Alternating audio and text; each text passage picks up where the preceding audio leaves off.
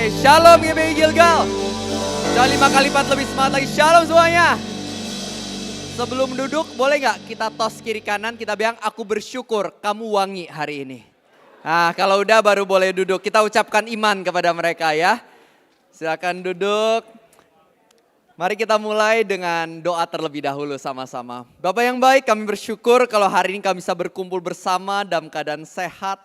Itu semua anugerah yang luar biasa dari Tuhan Yesus. Dan hari ini kami rindu untuk belajar isi hati Tuhan, untuk mengalami kuasa Tuhan. Maka itu Roh Kudus kami minta biar Engkau yang jamah hati kami. Agar setiap benih firman-Mu hari ini sungguh-sungguh berakar, bertumbuh dan juga berbuah. Karena kami adalah anak-anak Tuhan dan kami siap untuk mendengarkan-Mu. Di dalam nama Tuhan Yesus, semua yang percaya kita sama-sama katakan, amin. Nah Bapak Ibu Saudara, karena mungkin ini pertama kalinya saya hadir di gereja Bapak Ibu Saudara, saya mau ucapkan thank you untuk Pak Steven, Pak Danang beserta segenap leadership. Thank you kepercayaannya. Dan kalau kata orang-orang kan gak kenal maka kenalan, gak kenal maka kenalan ya. Jadi kita kenalan sebentar, nama saya Revi. Halo semuanya, dari GBI Gilgal Pusat, dari Jakarta, dari bagian teaching atau pengajaran. Dan saya lumayan aktif juga bikin konten di medsos. Ada yang pernah lihat saya di medsos? Bukan yang joget-joget tapi Kak, bukan ya. Biasa yang nyampein firman karena saya ngerasain firman Tuhan mengubah hidup saya. Dan saya percaya firman yang sama akan berkati kita, amin. Dan setahu saya GBI Gilgal ini salah satu gereja paling semangat di Manado katanya. Bener ya? Wah luar biasa. Coba ya kita tes semangatnya, semuanya respon ya, kita tes ya. Ada amin? Ada haleluya? Ada tepuk tangannya? Wih, bener gak salah tempat ya. Oke, jadi hari ini kita akan membahas firman Tuhan dengan judul bertumbuh dan berbuah di dalam Tuhan. Nah, saya mau mulai dengan sedikit pertanyaan. Bapak Ibu Saudara, siapa di sini yang di rumahnya ada nanam pohon buah? Ada? Banyak ya? Kalau nanam pohon buah, pengennya bertumbuh dan berbuah enggak? Iya dong, pasti kan? Nah, sama dengan Tuhan kita. Bapa di sorga pengen kita anak-anaknya ini bertumbuh dan juga berbuah. Itu yang Tuhan mau buat kehidupan kita. Nah Bapak Ibu Saudara, kalau kita baca Alkitab, Tuhan itu kasih tahu kita rahasianya. Mau tahu nggak rahasianya apa? Mau? Mau tahu aja atau mau tahu banget? Tahu banget ya? Oke deh, karena mau tahu banget saya kasih tahu rahasianya. Yohanes 15 ayat 5, Tuhan Yesus bilang gini, akulah pokok anggur yang benar, kamu ranting-rantingnya. Barang siapa tinggal dalam aku dan aku dalam kamu, maka dia berbuah banyak. Tapi barang siapa tidak tinggal dalam aku, dia gak bisa berbuah. Dia gak bisa apa-apa, dia akan menjadi kering. Jadi kuncinya adalah kita harus melekat sama yang namanya pribadi Tuhan Yesus. Saya kasih sedikit perumpamaan. Bapak Ibu Saudara, ini ada ranting pohon. Kalau misalnya ranting pohon ini gak nyatu sama yang namanya pokok pohon, bisa berbuah gak dia? Gak bisa ya. Kalau misalnya ranting ini tiba-tiba berbuah sendiri, itu magic Bapak Ibu. Ya kan ranting ini kalau misalnya mau berbuah dia gak bisa sendirian. Dia harus melekat sama yang namanya pokok pohon. Nah sama dengan kita. Tadi dikatakan tinggal dalam Yesus. Kata tinggal ini translasi aslinya adalah kata meno. Coba semua katakan meno. Meno artinya bukan nyambung putus, enggak. Melainkan nyambung dan tidak terputus-putus. Jadi Bapak Ibu Saudara kalau mau bertumbuh dan berbuah sehari-hari harus saat teduh sama Tuhan. Coba lihat kiri kanannya, muka-muka saat teduh gak kiri kanannya? Saat teduh sekali ya. Nah jadi kita harus biasain berdoa, baca firman, penyembah. Ini simple, tapi ini sebenarnya rahasia kita bisa bertumbuh dan berbuah. Amin. Boleh gak kita angkat tangan kanannya semuanya. Tepuk pundak teman sebelah kanan bilang bro, makanya jangan males saat teduhnya bro. Oke, jadi hari ini kita akan belajar beberapa poin supaya kita bisa semakin bertumbuh dan juga berbuah. Kita mulai dengan poin yang pertama. Yang pertama kuncinya rahasianya adalah kita harus mendengar dari Tuhan. Coba semua katakan dengar. Matius 17 ada kisah menarik. Waktu itu Tuhan Yesus bilang ke Petrus, Yohanes, Yakobus, guys yuk kita naik ke atas gunung, kita hiking. Terus mereka naik ke atas gunung. Pas nyampe ke atas gunung tiba-tiba muka Tuhan Yesus bersinar banget, penuh kemuliaan. Lalu muncul Musa, muncul Elia. Di sana murid-murid pada kaget. Jadi Petrus bilang, Yesus mau nggak kita bikin kemah, satu buat kamu, satu buat Musa, satu buat Elia. Tapi ketika Petrus lagi ngomong, tiba-tiba ada suara dari langit, Bapa di sorga tiba-tiba ngomong.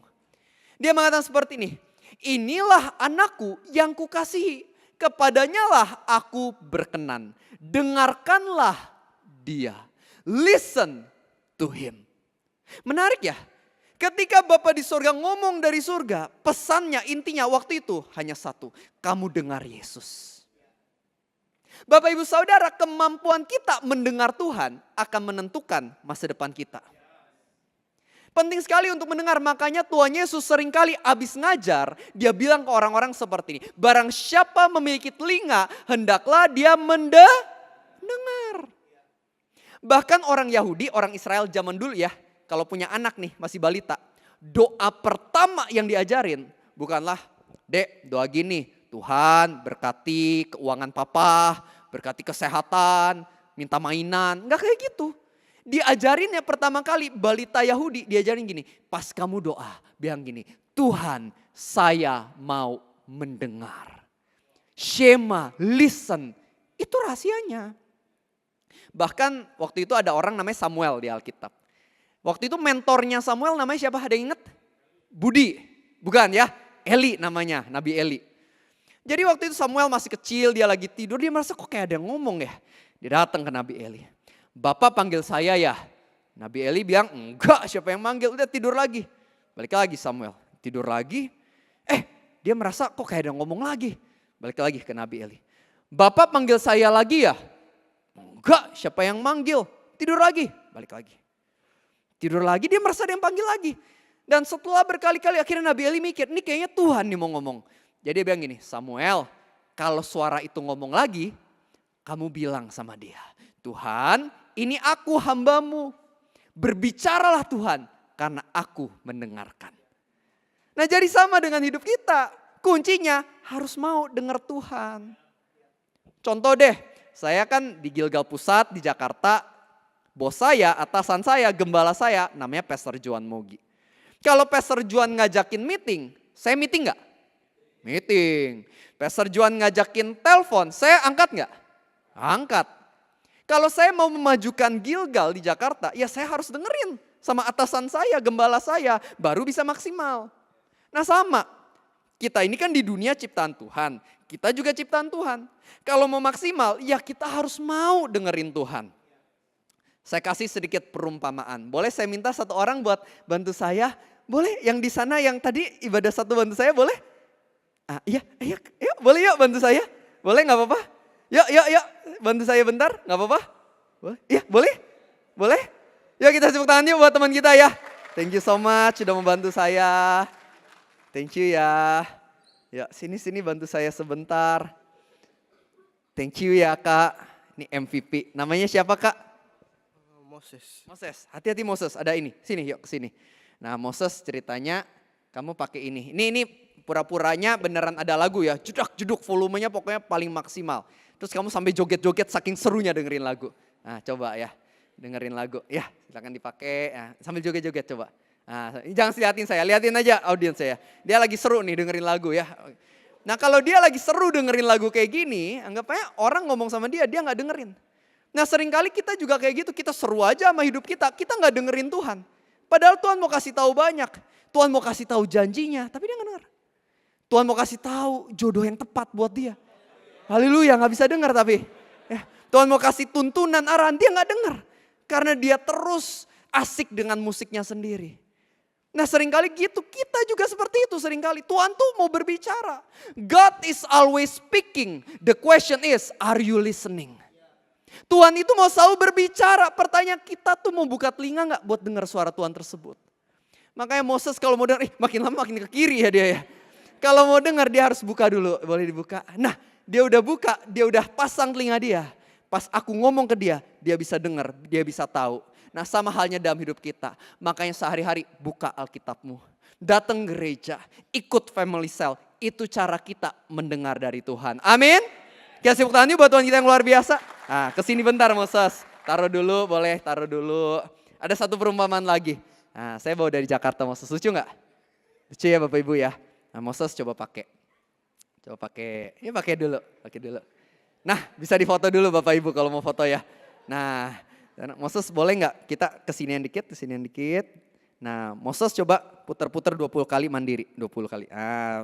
Putar. Stop Moses, stop. Stop. Nah, pusing ya Moses ya. Nah, ini kan Moses nggak kelihatan apa-apa ya, merem kan ya? Bener merem ya? Ya nggak boleh bohong, ini gereja ya. Oke. Nah, jadi Moses, kalau misalnya kamu dalam keadaan mata tertutup kayak gini, mau jalan ke kursi perjanjian yang saya siapkan, kira-kira bisa nyampe nggak dalam keadaan nggak bisa lihat gini? Susah ya? Susah ya? Nggak bisa, susah. Oke deh, gini deh. Aku kasih tahu kamu arahannya, ntar kamu ikutin aja. Aku janji pasti nyampe kursi perjanjiannya. Percaya ya? Oke. Moses, coba kamu hadap kanan. 2 langkah ke depan. Nah. 2 langkah ke depan lagi. 2 langkah ke depan lagi. Nah, sekarang coba kamu serong ke kanan dikit. Nah, 2 langkah ke depan. 1 langkah ke depan. Kamu putar balik. Badannya putar balik, badannya. Nah, oh udah berasa ya. Nah, sekarang kamu geser ke kiri dikit aja. Nah, sekarang kamu ke belakang pelan-pelan, kamu duduk pelan-pelan.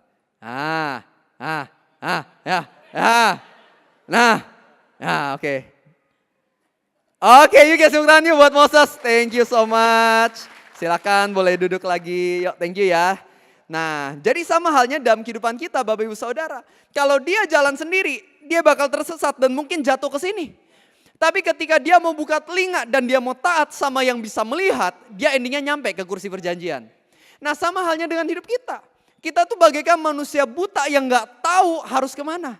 Makanya kita butuh untuk mendengar Tuhan supaya kita tahu langkah apa yang harus kita ambil dan kita mencapai masa depan yang Tuhan sediakan. Amin. Kita tepuk tangannya buat Tuhan kita yang luar biasa.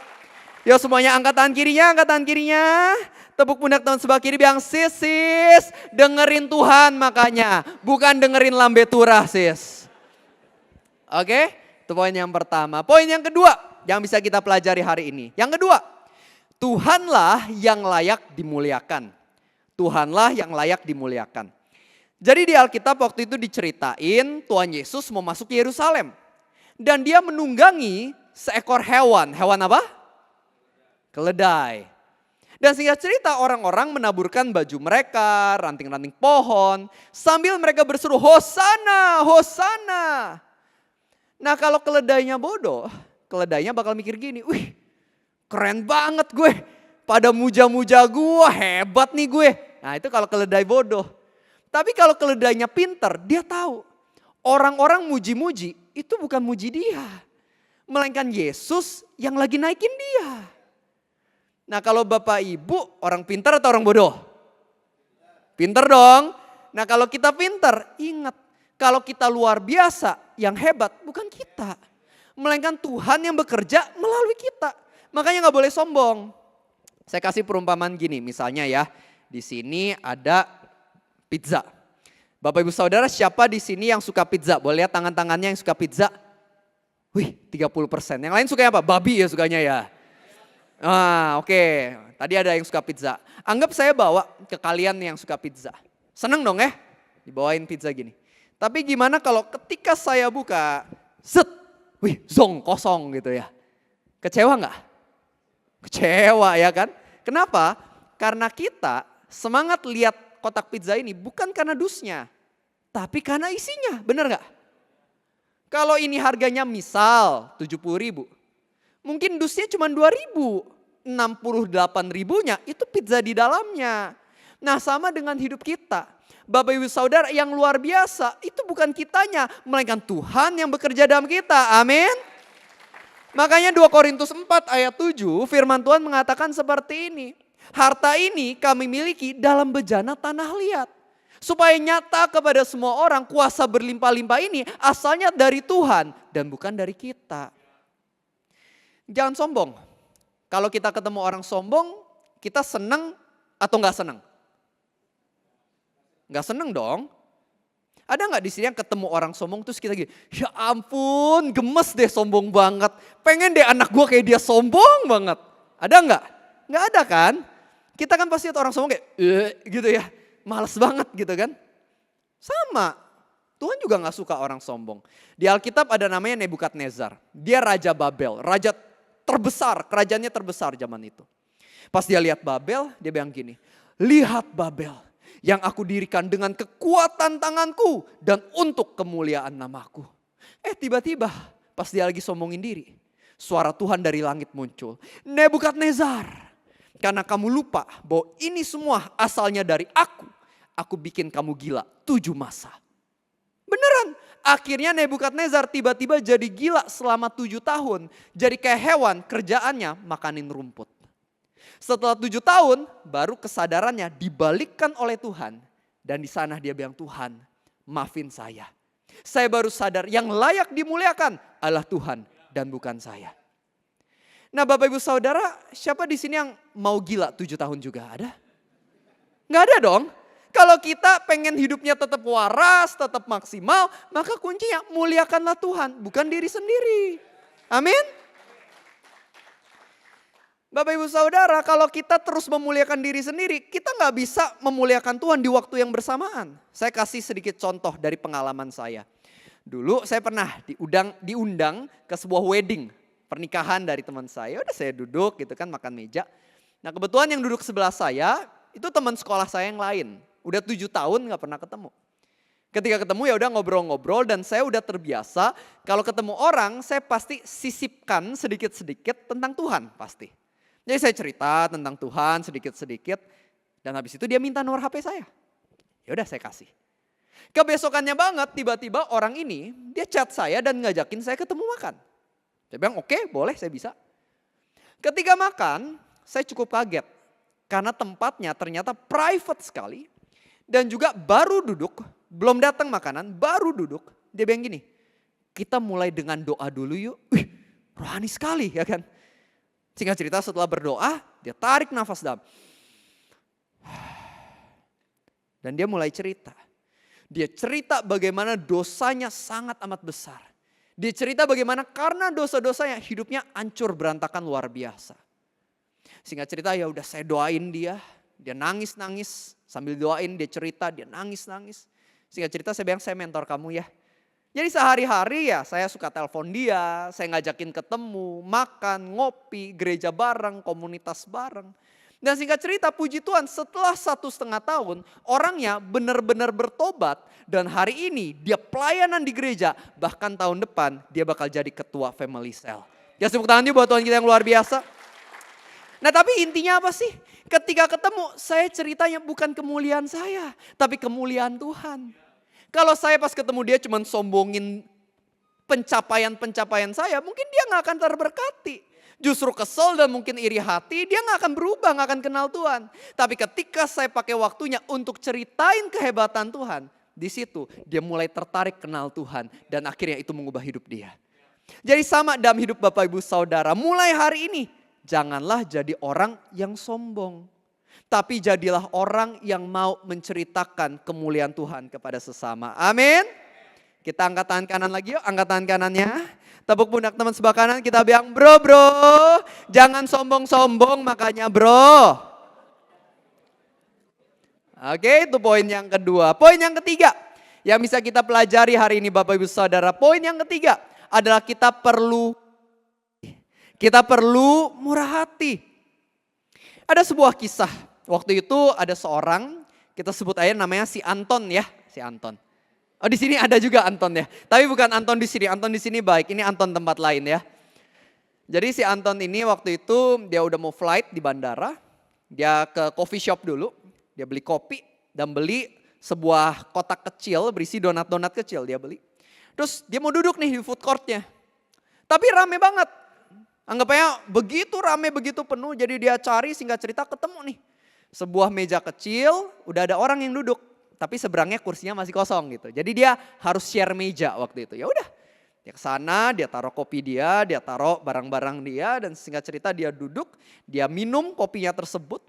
Dia buka kotak donat, dia ambil satu dan dia makan.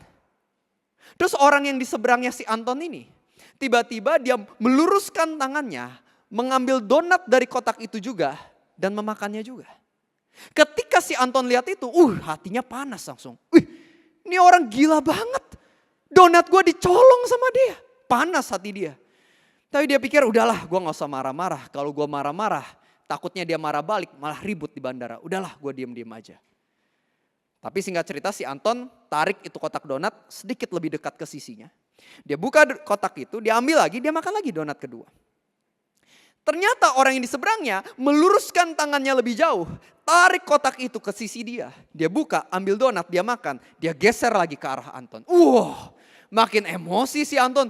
Gak cuma satu kali, tapi 2 kali dia ambil donat saya. Wah, ini orang keterlaluan, gak tahu diri nih orang.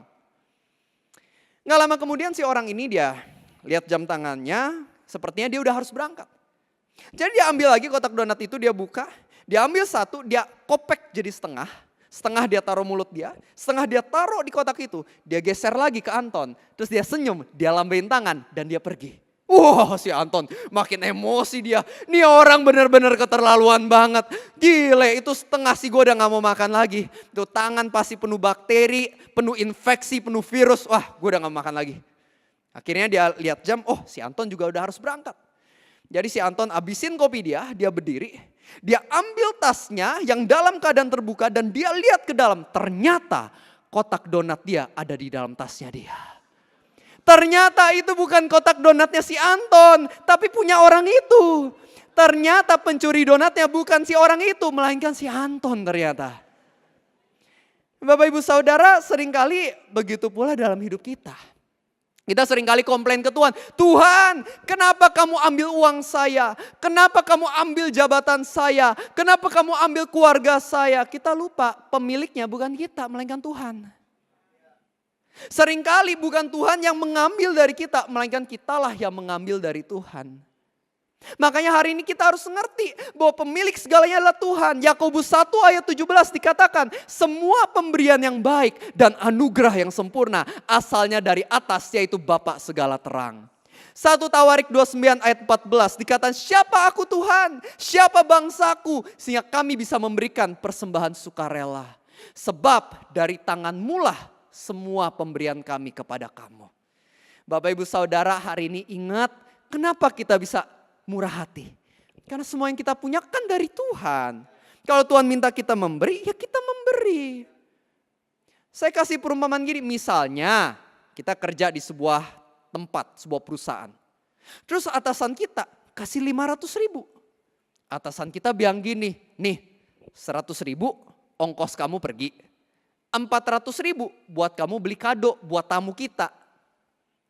Tapi terus si orang ini, dia malah pakai 500.000-nya. Dia pakai semuanya untuk dirinya sendiri. Dia beli tuh babi samcan segala macam ya. Paneda dia beliin. Pokoknya dia makan mie cakalang, dia habisin buat diri sendiri. Habis, dia gak beli apa-apa buat tamu. Pas atasannya tahu, atasannya gimana? Marah dong.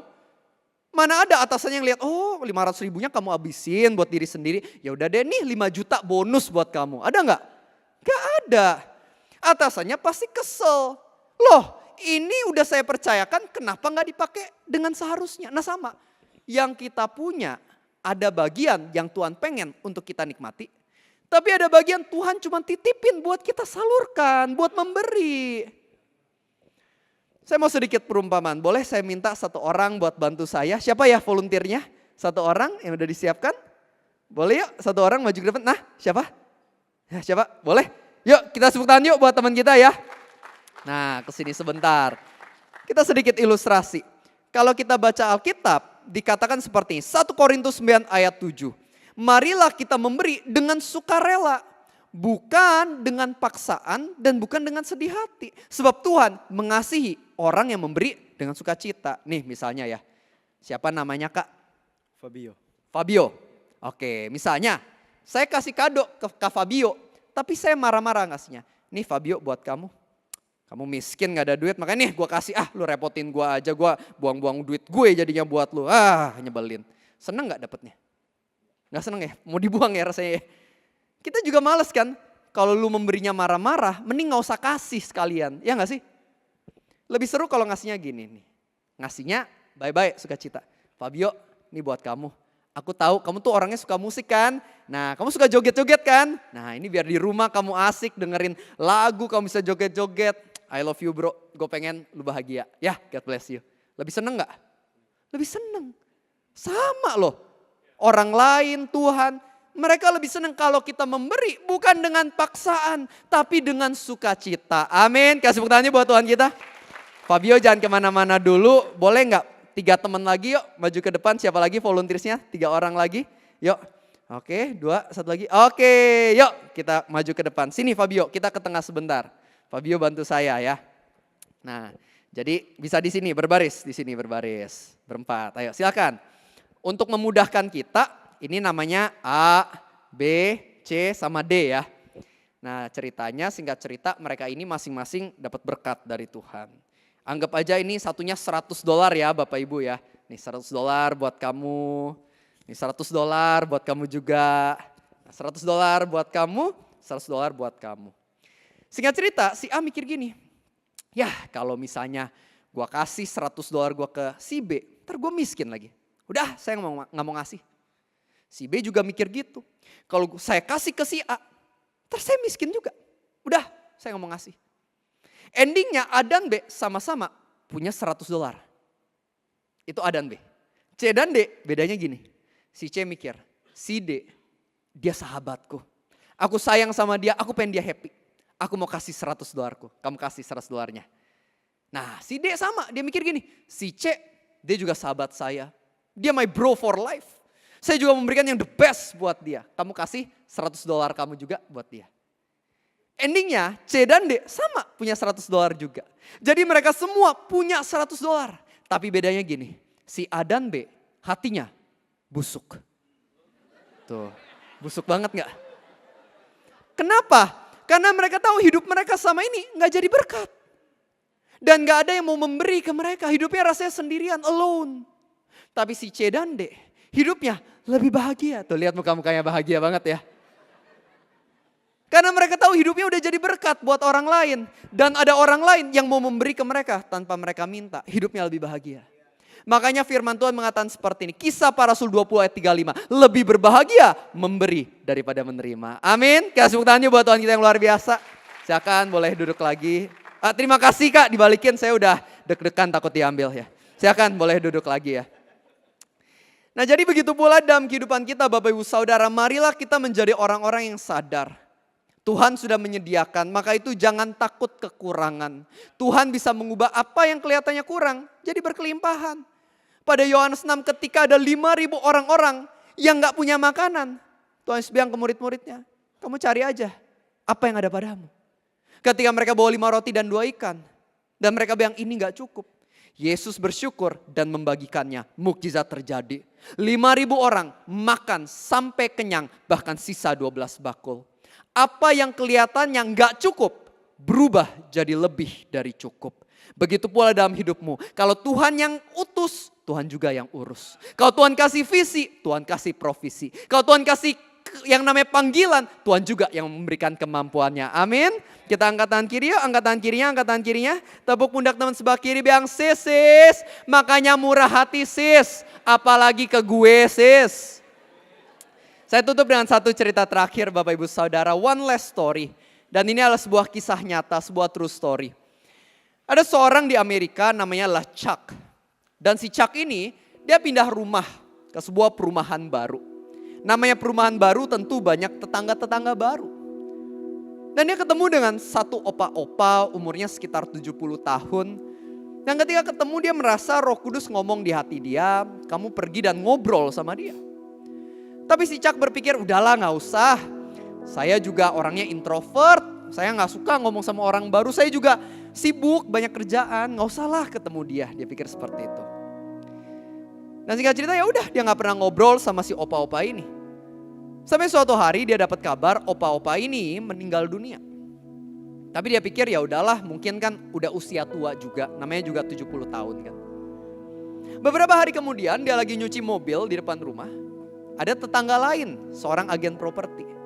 Dia datang kepada si Chuck dan dia bilang, Chuck, mau gak coba lihat rumah itu?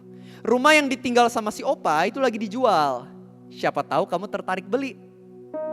Sebenarnya dia gak mau beli sih. Tapi dia pikir ya udahlah, diajakin tetangga, gak ada salahnya lihat bentar.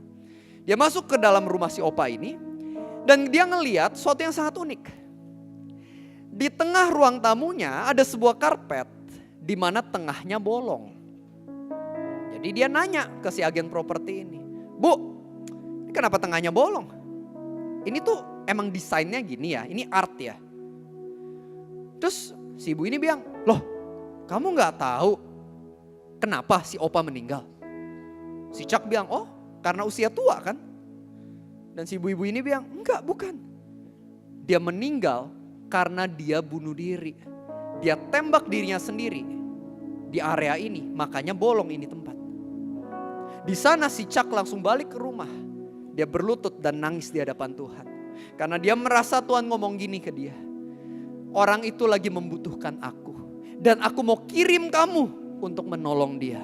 Tapi kamu gak mau. Ketika dia mendengar itu, dia sedih banget. Dan di sana dia janji sama Tuhan, Tuhan yang berikutnya.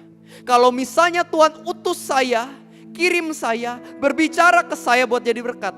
Saya udah gak mau nolak lagi. Saya pasti akan taat untuk menjadi berkat buat siapapun yang Tuhan suruh. Ketika saya mendengar ini, saya merasa begitu pula dalam hidup kita Bapak Ibu Saudara. Tuhan seringkali berbicara sama kita, pertanyaannya kita mau dengerin gak? Ketika Tuhan berbicara ke kita pasti ada tujuannya. Yaitu untuk menjalankan misi penyelamatannya supaya orang-orang diberkati, diubahkan, diselamatkan lewat hidup kita. Pertanyaannya kita mau denger gak? Kita mau taat gak? Kita mau memuliakan Tuhan gak? Pada akhirnya jangan sampai Tuhan bilang ke kita, si A, si B, si C, si D, mereka semua harusnya diberkati. Tapi mereka gak alami berkatku. Bukan karena gak disediakan, melainkan karena kamu tidak menyalurkannya. Mulai hari ini Bapak Ibu Saudara, marilah kita ingat, Tuhan bukan pakai yang mampu, Tuhan pakai yang mau. Barang siapa mau bertumbuh dan berbuah dalam Tuhan, artinya dia mau dengar Tuhan. Dia mau jadi berkat, memberi, melayani, menolong. Dan pada akhirnya dia berikan kemuliaannya hanya bagi nama Tuhan. Amin. Kita tepuk tangan yuk buat Tuhan kita yang luar biasa. Saya ajak kita bangkit berdiri sama-sama sambil memejamkan mata.